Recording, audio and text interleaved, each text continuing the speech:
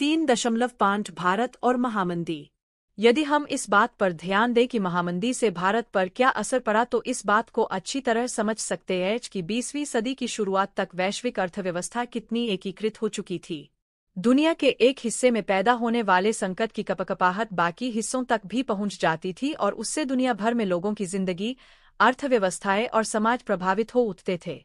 जैसा कि आप पीछे देख चुके हैं, औपनिवेशिक भारत कृषि वस्तुओं का निर्यातक और तैयार मालों का आयातक बन चुका था। महामंदी ने भारतीय व्यापार को फौरन प्रभावित किया। 1928 से 1934 के बीच देश के आयात निर्यात घटकर लगभग आधे रह गए थे।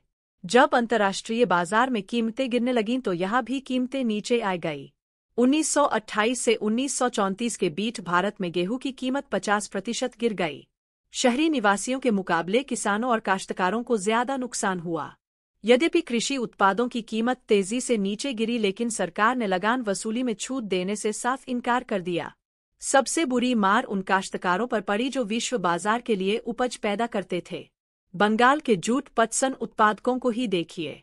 वे कच्चा पटसन उगाते थे जिससे कारखानों में टाट की बोरियां बनाई जाती थीं।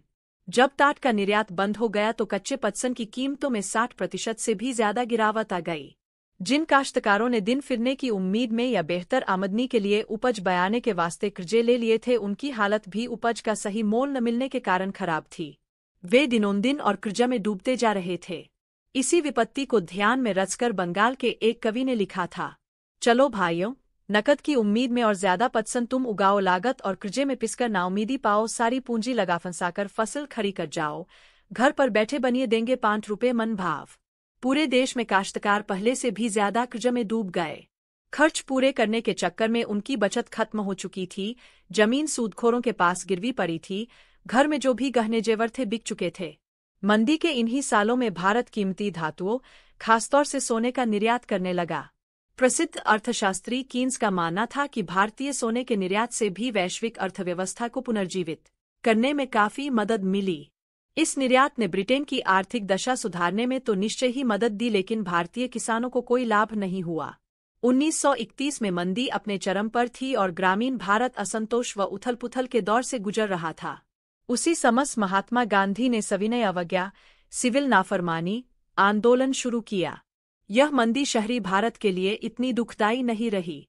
कीमतें गिरते जाने के बावजूद शहरों में रहने वाले ऐसे लोगों की हालत ठीक रही जिनकी आय निश्चित थी। जैसे शहर में रहने वाले जमींदार जिन्हें अपनी जमीन पर बंधा बंधाया भाड़ा मिलता था, या मध्यवर्गीय वेतनभोगी कर्मचारी।